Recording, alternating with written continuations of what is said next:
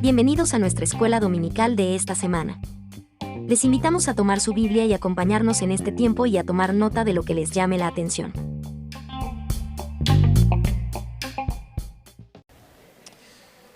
Muy bien, pues bienvenidos de nuevo a la escuela dominical. El día de hoy pues yo tengo el privilegio y el honor de compartir una lección más con ustedes. Y pues seguimos en el estudio del libro de Lamentaciones. El día de hoy pues vamos a iniciar el capítulo número 2. La lección se titula Como enemigo. Y el propósito de esta lección es comprender que Dios es amor, pero también es santo, temible y juez justo. Si perseveramos en hacer el mal, nos exponemos al castigo divino. De ser el caso, debemos humillarnos ante Dios y buscar su perdón. Si me pueden acompañar en una oración para poner ese tiempo en las manos de Dios, pueden inclinar su rostro ahí. Señor, muchas gracias por esta mañana, gracias Señor por esta lección. Te pedimos, Señor, porque tú nos hables a través de tu palabra, a través de esta lección, y que podamos, Señor, salir de este lugar llenos de ti y con nuevos conocimientos y dispuestos a ponerlos en práctica. En el nombre de Jesús, amén. Aquí la lección inicia con una pregunta. Si dice, ¿es mejor ser amigo o enemigo de Dios? Creo que la mayoría de nosotros estaríamos de acuerdo en que es mejor ser amigo de Dios, ¿verdad? Sin embargo, pues a veces pareciera que con nuestras acciones queremos que Él sea nuestro enemigo. Y como decía el propósito de la lección,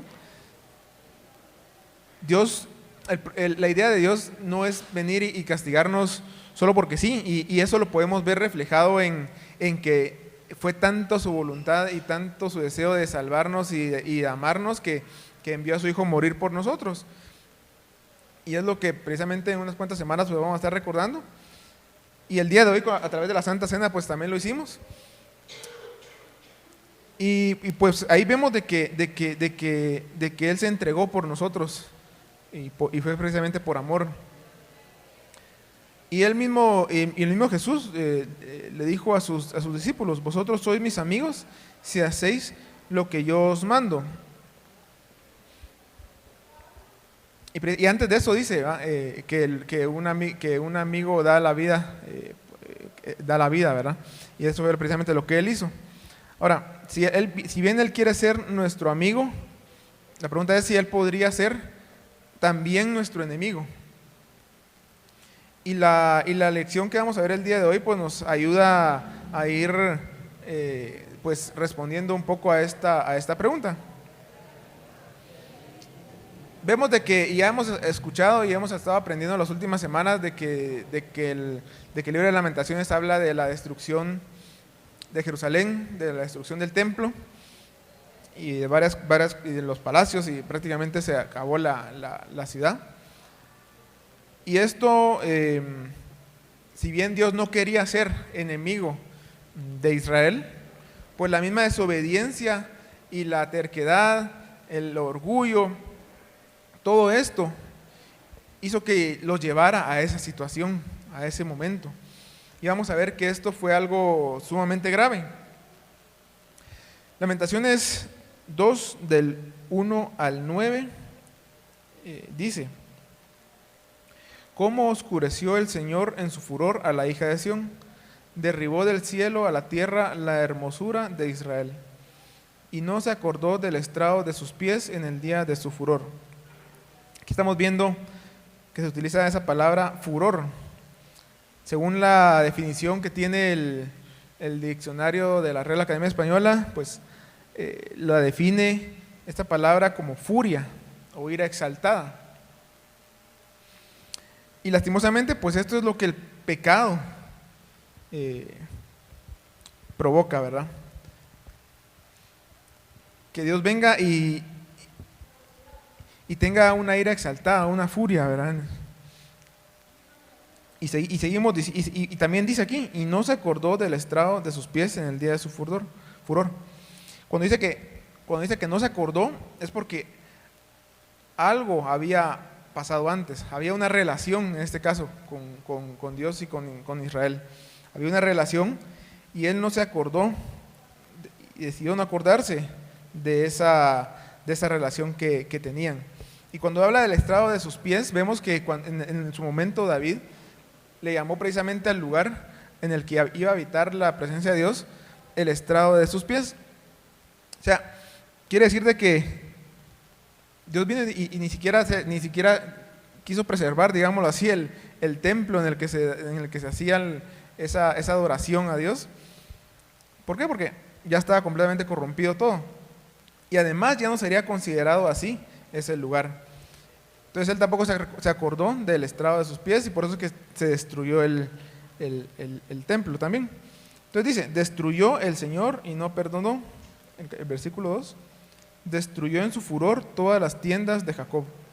Echó por tierra las fortalezas de la hija de Judá, humilló al reino y a sus príncipes. Cortó en el ardor de su ira todo el poderío de Israel, retiró de él su diestra frente al enemigo. Y se encendió en Jacob como llama de fuego que ha devorado alrededor. Se usa la palabra aquí, destruyó. ¿Por qué? Porque Dios mismo fue el que destruyó la ciudad, el que destruyó todo esto. Y eso es bastante triste porque nos habla de hasta qué punto se había llegado la degeneración de este pueblo. Y también dice que presenta a Dios como un guerrero que atacó a Israel, dice el versículo 4. Entesó su arco como enemigo, afirmó su mano derecha como adversario y destruyó cuanto era hermoso.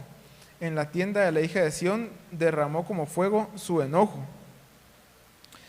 Sigue diciendo en el 5, el Señor llegó a ser como enemigo, destruyó a Israel. Destruyó todos sus palacios, derribó sus fortalezas y multiplicó en la hija de Judá la tristeza y el lamento. Quitó su tienda como enramada de huerto, destruyó el lugar en donde se congregaban. Jehová ha hecho olvidar las fiestas solemnes y los días de reposo en Sión, y en el ardor de su ira ha desechado al rey y al sacerdote. Dice, desechó el Señor su altar, menospreció su santuario, ha entregado en mano del enemigo los muros de sus palacios. Hicieron resonar su voz en la casa de Jehová como en día de fiesta. Jehová determinó destruir el muro de la hija de Sión. Extendió el cordel, no retrajo su mano de la destrucción. Hizo pues que se lamentara el antemuro y el muro. Fueron desolados juntamente. Sus puertas fueron echadas por tierra, destruyó y quebrantó sus cerrojos. Su rey y sus príncipes están entre las naciones donde no hay ley. Sus profetas tampoco hallaron visión de Jehová. Nos habla de todo lo que se destruyó, ¿verdad? Dice, se destruyeron todos sus palacios, destruyó aquello que era hermoso, ese lugar, esa ciudad que era el orgullo del pueblo de Israel, quedó completamente destruido. También al hablar de destruyó sus palacios, habla del poder político y administrativo de la nación. También destruyó el lugar en donde se congregaban, es decir, el templo, y destruyó y quebrantó sus cerrojos. Aquí vemos que está dividido en varias partes, ¿verdad? Primero que Dios fue el que hizo que esto ocurriera, ¿verdad? Él mismo fue el que usó a los enemigos de Israel para destruirlos, pero aquí hace énfasis en algunos puntos que es importante destacar, porque están puestos ahí por una razón, que dice, destruyó todos sus palacios. Aquí con esta parte quebrantó el poder político y administrativo de la nación. Cuando hablamos del poder político y administrativo, es decir, el gobierno, en ese punto entonces esa nación quedaba sin gobierno. Bueno, entonces el que podría decir, bueno, si quedan sin gobierno, puede surgir el caos, pero digamos que todavía tenían el lugar de la adoración. Pero también dice que destruyó el lugar en donde se congregaban. Entonces se quedaron sin gobierno y se quedaron sin el lugar donde se congregaban, donde adoraban, en ese lugar en donde tenían la conexión directa con Dios. Entonces estaban como que empezando a quedar sin qué sostenerse, ¿verdad? Es como que estuvieran suspendidos en 3 pitas, entonces les cortaron 2, solo les queda una. Y dice, destruyó y quebrantó sus cerrojos. esa ciudad que era el orgullo de ellos, al decir que destruyó sus cerrojos y quebrantó los muros, es decir, que había quedado completamente abierta a todo el que quisiera entrar. Entonces en ese momento estaban completamente vulnerables. Entonces estar parados en ese punto ciertamente les debió de haber provocado alguna no solo desesperanza, sino que también temor, miedo. Pero vemos que aquí esa palabra de destrucción es porque Dios vino y destruyó absolutamente todo, ¿verdad? La siguiente palabra que se reitera aquí es humilló. Porque no solo fue la destrucción, sino que también con la destrucción vino una humillación. ¿Y quiénes fueron humillados? Los líderes gobernantes del pueblo de Israel, quienes debían de hacer la justicia y guiar al pueblo por el camino del bien. Ahora, la responsabilidad de ellos era llevarlos por el camino del bien. El problema fue que no los estaban llevando por el camino del bien, sino que los estaban llevando por un camino de perdición, un camino de idolatría, de perversión. Y ellos eran los gobernantes del pueblo. Entonces, si la cabeza estaba mal, obviamente el resto del pueblo también los iba a seguir y iban a estar mal. Son cosas que ocurrieron hace un montón de años, pero que se siguen repitiendo en la historia y que están sucediendo justo en este mismo instante en nuestra sociedad. Dice también, retiró de él su diestra. Dice, bueno, en ese momento entonces los judíos venían y ellos conocían muy bien las escrituras. Posiblemente ya cuando ocurrió esto, ya no tanto, ya estaban así como que ya no mucho le ponían atención a Dios, pero hay un salmo bien conocido por todos y es el Salmo 27. Ahorita, si no se lo saben así por cita, ahorita que más o menos se los empiezo yo aquí me equivoqué. Ahorita que se los empiezo yo a leer, se van a recordar de ese salmo. Dice el Salmo 27, Jehová es mi luz y mi salvación, ¿de quién temeré? Jehová es la fortaleza de mi vida, ¿de quién he de atemorizarme? Otro versículo de este salmo dice, aunque un ejército acampe contra mí, no temerá mi corazón, aunque contra mí se levante guerra, yo estaré confiado. Otro versículo importante, oye, oh Jehová, mi voz, que a ti clamo, ten misericordia de mí y responde. Y termina ese salmo, aguarda a Jehová, esfuérzate y aliéntate de tu corazón, sí, espera a Jehová. Pero ¿qué pasó aquí? Dios retiró la diestra, o sea que esto que decía el salmo que hacía Dios por ellos, eso ya no lo iba a hacer. Entonces, imagínense, nosotros confiamos y creemos en Dios, nos aferramos a su palabra, y estos son unos salmos en los que cuando uno está así en preocupación, en alguna angustia, uno viene a la palabra y se aferra a ella. Imagínense imagínense estar en la situación en la que uno lee esto y sabe uno de que Dios no lo va a hacer. Algo así era la situación en la que estaban ellos y que Dios les dijo que había retirado su diestra. Es decir, la protección que tenían a través de Dios ya no existía más. ¿Pudo haber habido una solución o una salida? Por supuesto que sí. Pero el tema fue que no se arrepintieron y mantuvieron su orgullo, mantuvieron su pecado, mantuvieron su soberbia. Y eso provocó finalmente que ese pecado tuviera esa consecuencia de que Dios retirara su mano protectora, ¿verdad? Su diestra protectora. También dice, como llama de fuego. Recientemente pues vimos ahí en las noticias el tema del incendio en el volcán de fuego. Ya han habido otros incendios más, ahorita es la temporada alta y de mayor riesgo de incendios. Y vemos cómo se complica el tema de apagar un incendio por diversas causas, ¿verdad? Y no solo se complica el apagarlo, sino que se propaga rapidísimo. Cuando hay llama, ¿verdad? Hay combustible, hay aire, entonces incluso las mismas chispas salen volando, entonces se propaga ese incendio. Entonces ustedes vieron esas imágenes de cómo se propagaba ese fuego. Entonces aquí más o menos tienen una idea de lo que decía aquí el pasaje en Lamentaciones, como llama de fuego. Algo así se propagó el fuego. Y es muy posible de que el autor de Hebreos se haya recordado y basado en esto que está escrito en Lamentaciones, cuando dice: horrenda cosa es caer en manos del Dios vivo. Como ya sabemos, pues Dios es amor, pero también es fuego consumidor, dice otra palabra. Y entonces dice aquí: horrenda cosa es caer en manos del Dios vivo. Dice: afirmó su mano derecha como adversario. Entonces, anteriormente veíamos ahí que una cosa es venir y, bueno, ya no los voy a proteger, ¿verdad? Entonces uno queda expuesto, ¿verdad? Pero además de eso, no solo que les quitó la mano, sino que con esa misma mano ¡pum!,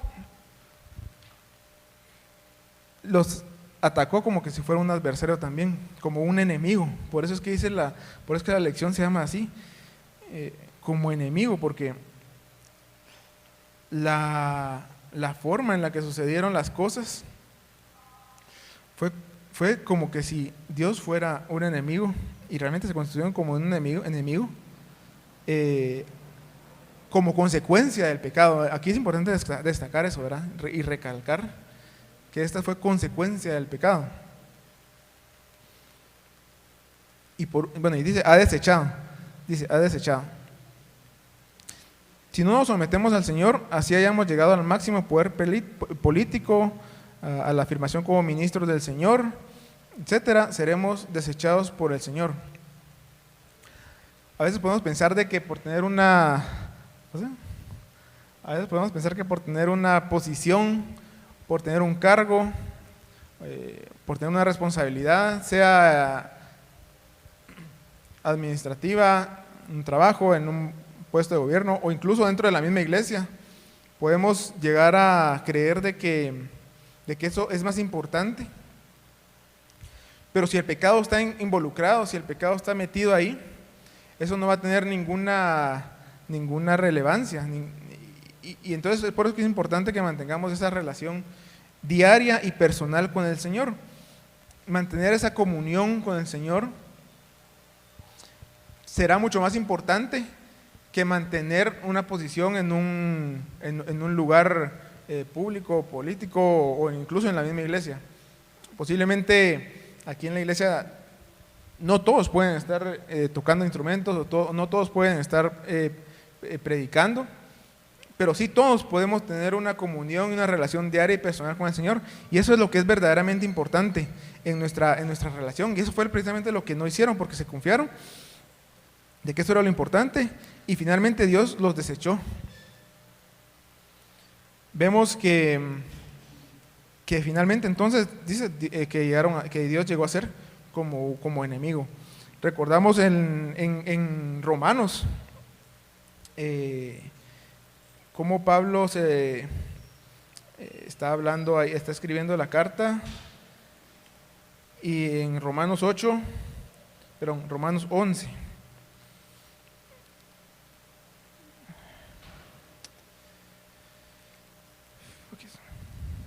Romanos 11, 18.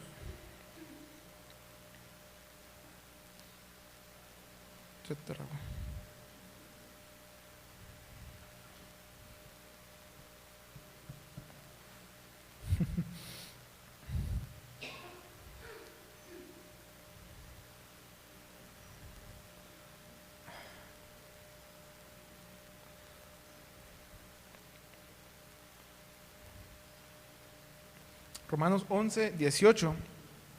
Vamos a irnos poco a poco encaminando este punto, ¿verdad? Pero voy a dejar aquí así como quien dice el adelanto.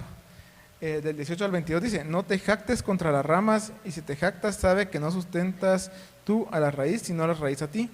Pues las ramas dirás, fueron desgajadas para que yo fuese injertado. Bien, por su incredulidad fueron desgajadas, pero tú por la fe estás en pie. No te ensoberbezcas, sino teme. Porque si Dios no perdonó las ramas naturales, a ti tampoco te perdonará. Mira pues la bondad y la severidad de Dios. La severidad ciertamente para con los que cayeron, pero la bondad para contigo si permaneces en esa bondad. Pues de otra manera tú también serás cortado. Aquí está hablando Pablo de Israel y cómo fue quitado para que fuéramos injertados nosotros como gentiles. Pero que no nos confiemos, porque si Dios cortó a los naturales, ¿cómo no va a cortarnos a nosotros que somos los injertados? Entonces, por ahí vamos a ver que es terrible tener a Dios como enemigo cuando Él quiere ser nuestro amigo. El deseo de Dios no es destruirnos, el deseo de Dios no es consumirnos ni cortarnos, sino que al contrario, y qué mejor prueba, como decíamos al principio, que enviar a su Hijo a morir por nosotros. Y las consecuencias que el pueblo de Israel llevó por tener a Dios como enemigo, pues son bastante claras, ¿verdad? Pero aquí se resaltan algunas que más o menos las hemos ido ya hablando, y es la destrucción de la belleza de la nación. El deseo de Dios para su pueblo era que fuera una nación grande, próspera, bella, y en algún punto lo llegó a ser. Pero esta belleza se vio desvanecida por causa del pecado. Nos habla de que esa ciudad y el templo que construyó Salomón era algo tan majestuoso, tan precioso, que era como estar en el cielo mismo. Pero esa hermosura que tanto habían ostentado, esa hermosura que había sido la perla, digamos así, de esa región, pues ahora había sido derribada desde el cielo hasta la tierra, nos dice el versículo 1. Vemos entonces cómo esa belleza, todo eso que tenían, pasó a ser solo recuerdos. ¿Por qué? Por causa del pecado. También tenemos la destrucción del santuario de adoración. Pues el templo, como ya habíamos mencionado, era considerado el estrado de los pies del Señor. Y era ese el lugar en el que se reunían para adorar.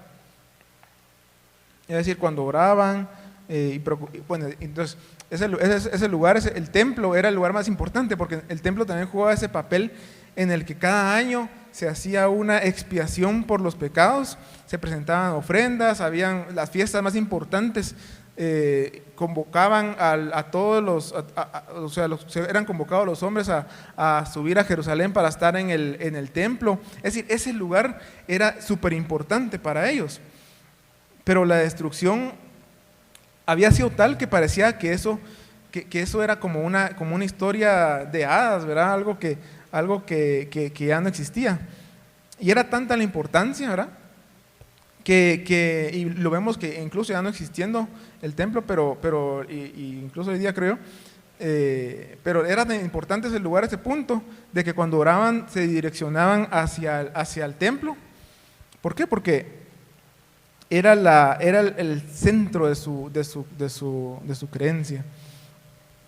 Pero aquí notamos de que Dios pareciera haber tenido un cambio de actitud incluso hacia ese lugar que era tan importante, tan querido, que en algún momento descendió la gloria de Dios ahí, y que él supuestamente debía mirar con agrado, ahora lo menospreciaba y lo desechaba. Es decir, ese lugar de adoración pues pasó a ser para él algo que ya no tenía valor, y finalmente lo destruyó. Sumado a eso, vemos de que ya no existía el templo, ya no podían celebrar sus fiestas, ya no podían hacer todo lo que tenían que hacer. Pero sumado a eso, los profetas y los demás que estaban ahí sirviendo al Señor, ya no tenían visión de Jehová. Y es muy triste cuando un pueblo, cuando en nuestro tiempo era una iglesia, un lugar, cae de esa gloria y cae del favor de Dios, que pierden completamente la visión. Ya lo que hablan, lo que digan, ya no tienen fundamento, no tienen sustento. Y en este caso, posiblemente algunos quisieran o hubieran querido buscar a Dios, pero simplemente Dios ya no les hablaba. Entonces, ya perdieron el lugar del templo, y además de eso, Dios ya no les hablaba. Entonces estaban derrumbando completamente ellos. También de destrucción del pueblo y su poderío. Porque no solo destruyeron el templo, es decir, el templo era ese lugar tan importante, pero también vemos en algunos pasajes que nos habla de cómo eran los palacios, cómo era el lugar ese donde habitaba David y lo que había construido David en su momento. y todas esas moradas, y bueno, además de eso las casas, ¿verdad? de los habitantes, todas esas moradas que eran símbolos de su fuerza y sus fortalezas, habían sido destruidas completamente. Para nosotros es como un poco como que complicado, ¿verdad? De venir o por lo menos a mí me cuesta, ¿verdad? Cómo venir y contextualizar lo que ellos estaban sintiendo, cómo podría yo sentirlo. Pero es como más o menos como que, por ejemplo, vengan y hay alguna invasión de algo y algo que nos haga sentir a nosotros, en nuestro caso, ¿verdad? Como guatemaltecos o muy orgullosos. No sé, podríamos pensar quizá, no sé, pongamos así el Palacio Nacional, y que vengan y que de pronto vengan y lo destruyan, ¿va? Y no quede absolutamente nada ahí. Y que eso que en algún punto pudo haber sido nuestra imagen de fuerza y fortaleza, lo destruyan completamente. Entonces también venimos y caemos en esa etapa de decepción, porque ya no quedaba nada de nuestro poderío. Entonces en este caso ya no quedaba nada del poderío que tenía Israel. Prácticamente los había abandonado frente a su enemigo. Y anteriormente hablábamos de los muros y de las puertas. Ahorita ya no pasa tanto, pero en ese entonces la ciudad y los habitantes que no estaban dentro de los muros estaban completamente expuestos a cualquier cosa. Y de hecho las áreas cercanas a los muros eran algo peligrosas, porque eran, como quien dice, las áreas más marginales, ¿verdad? de la ciudad.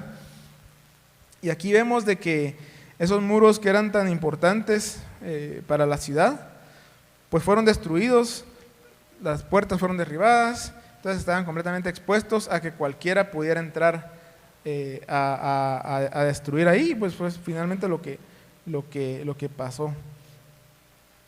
Y los gobernantes también humillados, y no solo los gobernantes, sino que también los que presidían el templo, los sacerdotes, los príncipes, todos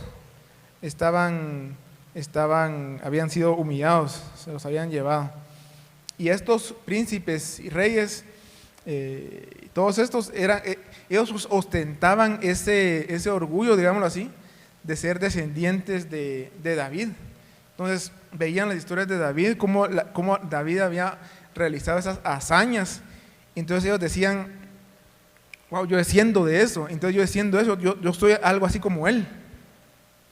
Tenían ese orgullo, ¿verdad? Y venir y caer en esa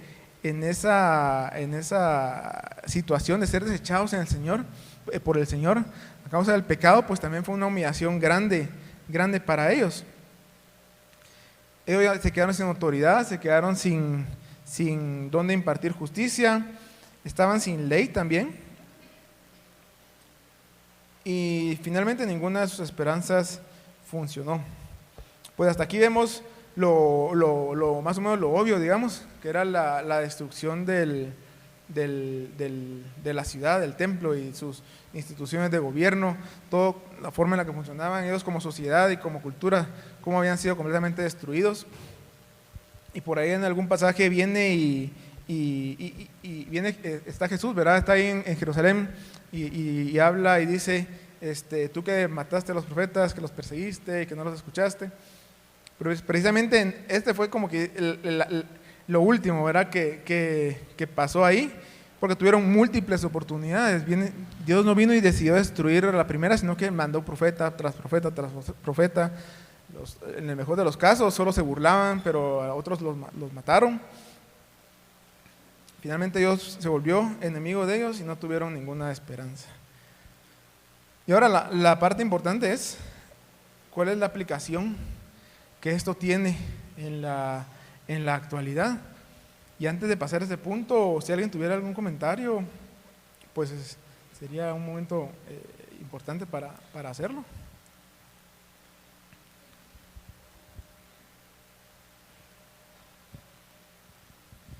Me gustaría regresar al punto en el que se cita que el pueblo de Israel experimentó humillación. Y creo yo que una de las razones por las que el pueblo de Israel se resistía a aceptar los lineamientos que Dios le estaba dando era porque quería evitar la humillación. El profeta Jeremías estaba expresando al pueblo una instrucción, y la instrucción era que debían irse a Babilonia bajo la autoridad de Nabucodonosor. Sin embargo, el pueblo de Israel se resistía a hacer eso porque hacer eso significaba ser humillado. Pero había otra cosa que creo que vale la pena citar y que no sé qué tan vigente pueda manifestarse para nosotros, pero que de alguna manera era relevante en el contexto. Y es que en ese momento las personas creían que el Dios, es decir, el que ganaba la guerra, la ganaba porque su Dios o sus dioses, porque pocos eran monoteístas, sus dioses eran más fuertes que los del otro. Entonces, al final, en la derrota de un pueblo, el pueblo era derrotado porque había tenido un Dios incompetente. Entonces, para ellos también era un poco confuso aceptar la humillación a la que estaban siendo expuestos, porque creían que su Dios terminaría pareciendo un Dios menos fuerte, pero no les preocupaba la honra de Dios, sino que el orgullo de ellos. Entonces creo que en este punto es significativo reconocer que hay un momento en el que uno puede quedar expuesto a una circunstancia en la que el buscar a Dios puede parecer un tanto humillante y uno resistirse a hacerlo por no quererse ver humillado. Sin embargo, la evidencia que aquí nos da este pasaje es que la humillación a la que llegaron fue peor que la que hubieran tenido si se hubieran sometido al lineamiento de Dios.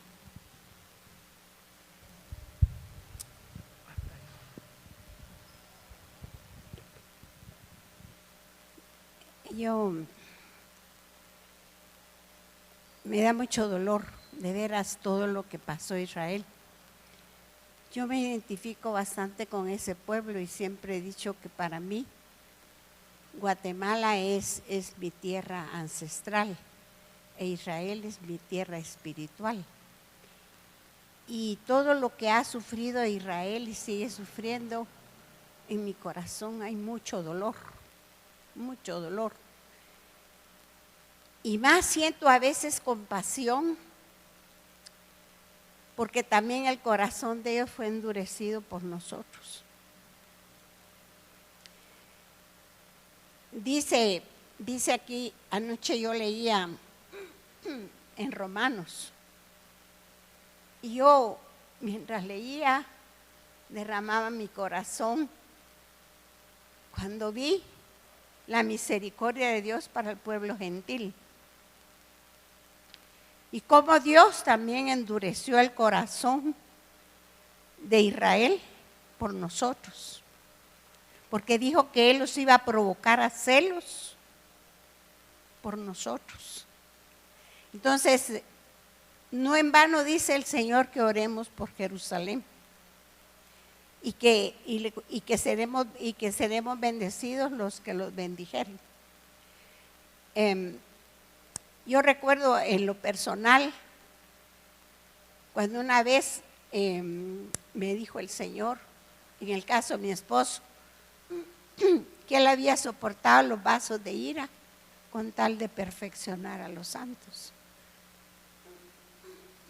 Eso a mí me causó dolor, porque decía yo, ¿por qué una persona tiene que sufrir por mí?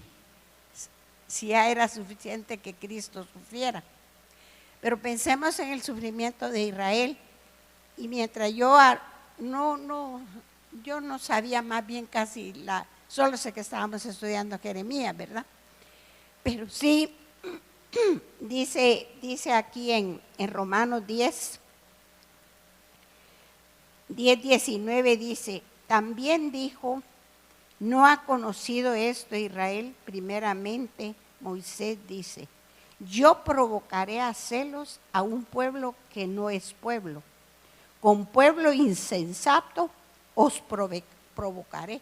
Ese pueblo insensato éramos nosotros. Dice, os provocaré a ira.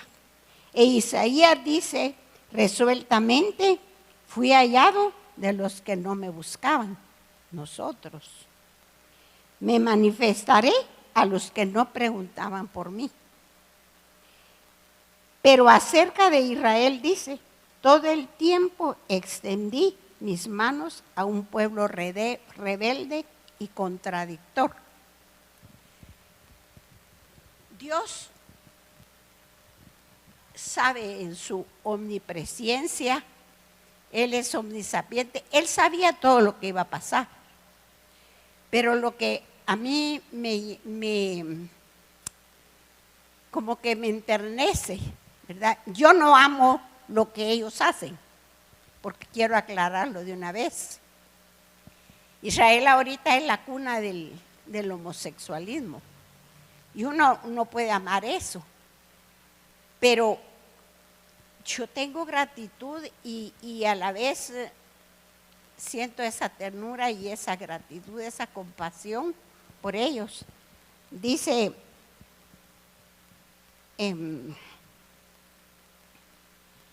aquí dice, perdón, en el 11:8 dice, como está escrito, Dios les dio espíritu de estupor, ojos con que no vean y oídos con que no oigan hasta el día de hoy. Y David dice, se ha vuelto su convite en trampa y en red y tropezadero y en retribución. Se han oscurecido sus ojos para que no vean y agóbiales la espalda para siempre. Hermanos, es cierto, ellos fueron rebeldes, ellos fueron duros, pero también fueron endurecidos por Dios, por amor a nosotros los gentiles, pueblo que nunca habíamos oído. Nosotros siempre decimos, es que Israel fue malo, Israel no oyó, Israel no se compadeció. Y acá nosotros éramos, dice, pueblos también rebeldes que nunca habíamos seguido. Y dice, y también había visto los versículos que usted leyó en Romanos, ¿verdad? Sin embargo, seguimos endureciendo nuestro corazón y jactándonos, porque hay quienes dicen que Israel ya desapareció para Dios, pero que ahora es la iglesia. No es cierto. Aquí en el mismo libro de Romanos está la misericordia de Dios para el pueblo de Israel. Entonces, yo les pido que oremos por Israel, porque Dios no lo ha desechado, ni a nosotros, sino que ahora dice que Él de dos pueblos formó uno solo.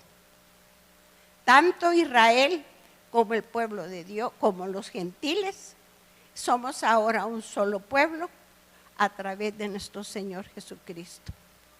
Entonces, oremos y tengamos misericordia, no los condenemos, sino que tengamos compasión y oremos mucho para ellos, que Dios tenga misericordia para que todos vengan al conocimiento del Evangelio. Dicen que hay como 185,000 aproximadamente judíos mesiánicos.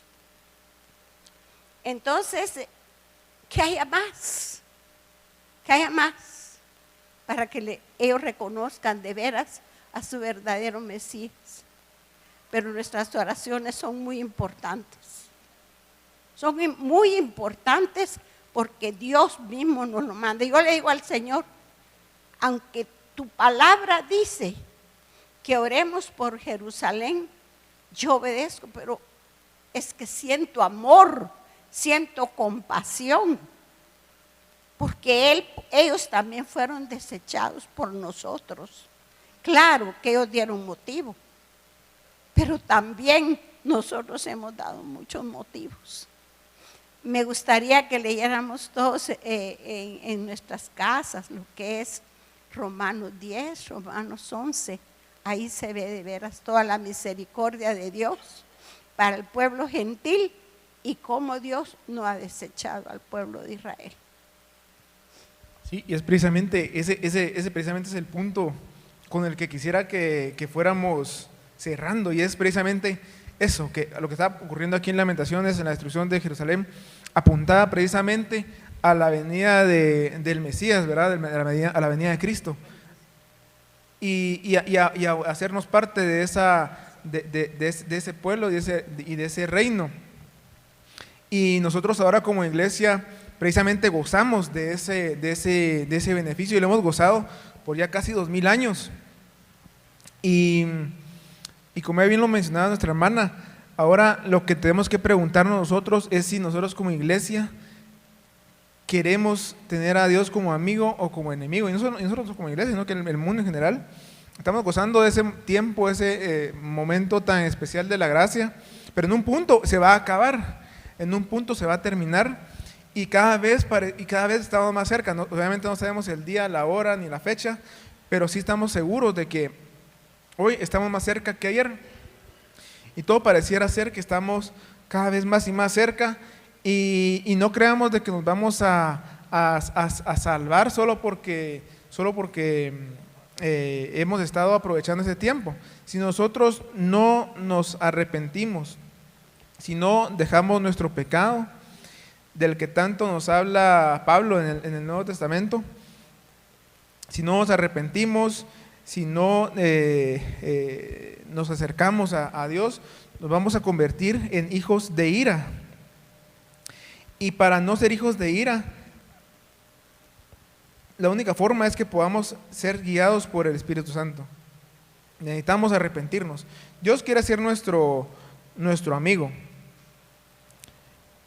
Y para eso nosotros tenemos que ser obedientes a sus mandamientos.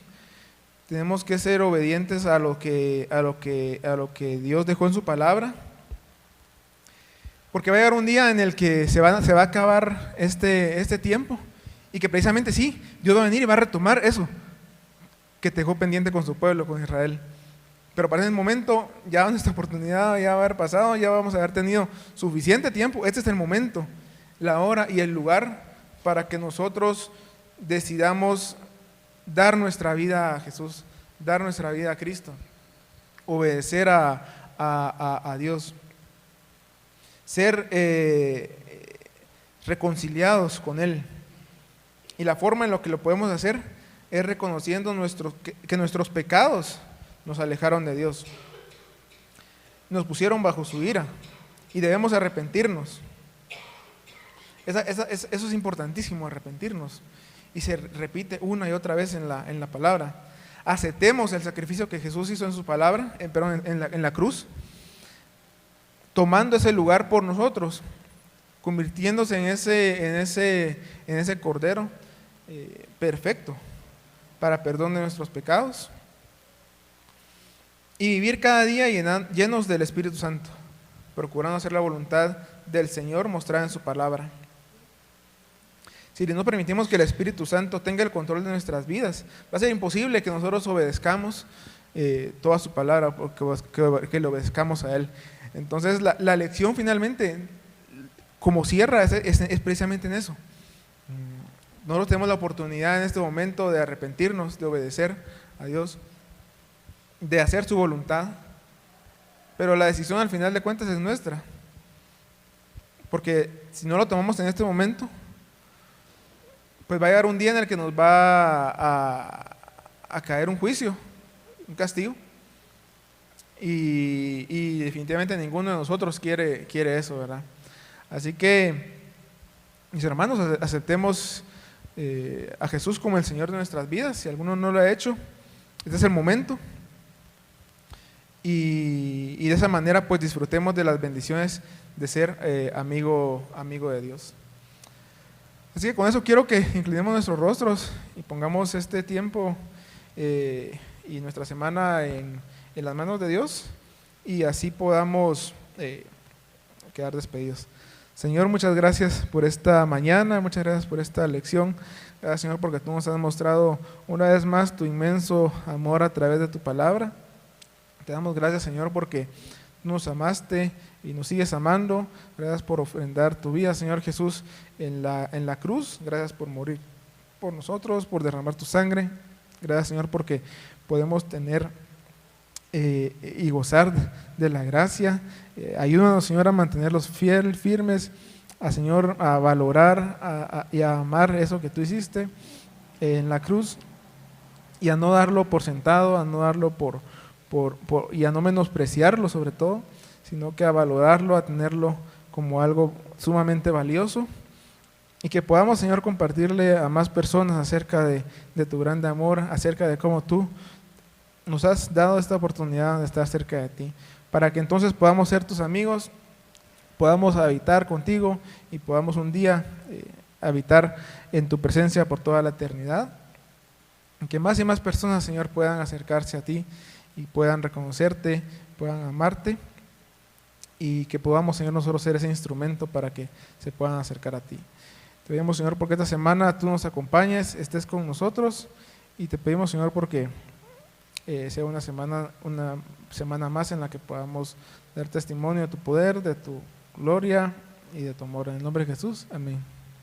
Estamos despedidos.